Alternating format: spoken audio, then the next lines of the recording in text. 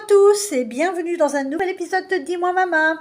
Alors aujourd'hui, on va s'intéresser au PPT, le plan pluriannuel de travaux. Obligatoire jusque-là pour les propriétés de plus de 50 lots, il est depuis le 1er janvier 2025 obligatoire pour toutes les copropriétés qui ont plus de 15 ans. Alors qu'est-ce que c'est ? Au départ, il est précédé du PPPT, qui est le projet de plan pluriannuel de travaux. Qu'est-ce que c'est ?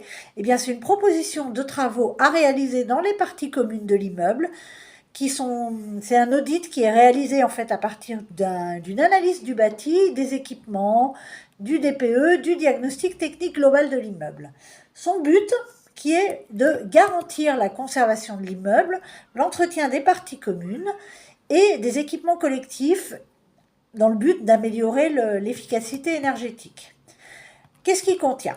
Il contient la liste des travaux nécessaires à la sauvegarde de l'immeuble, la préservation de la santé et de la sécurité des occupants, la réalisation bien sûr des économies d'énergie et la réduction des émissions de gaz à effet de serre.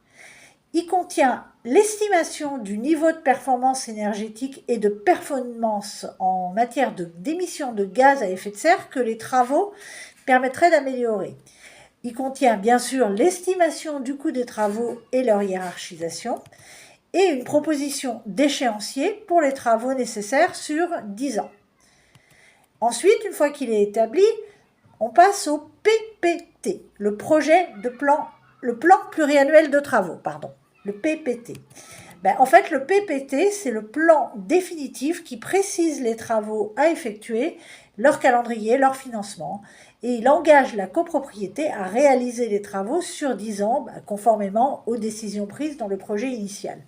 C'est un calendrier détaillé des travaux à réaliser sur les parties communes, des bâtiments, des chaudières, du couloir, des canalisations, des garde-corps et tous les terrains affectés à l'usage des copropriétaires, comme les jardins ou les parcs communs.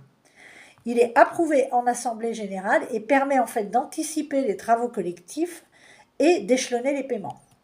Qu'est-ce qu'il contient ? Il contient déjà l'ensemble des travaux qui sont prescrits dans le projet pluriannuel établi au départ. Il contient bien sûr leur classement par ordre de priorité, l'estimation des coûts associés et une prévision budgétaire avec une répartition des dépenses. Alors, ce qu'il faut savoir, c'est qu'en cas de vote, qu'il soit voté ou non, le PPPT, lui, doit être absolument remis à l'acquéreur chez le notaire. C'est obligatoire. Voilà, donc j'espère que ça vous aura éclairé et je vous dis à très bientôt pour un nouvel épisode de Dis-moi Maman. Ciao!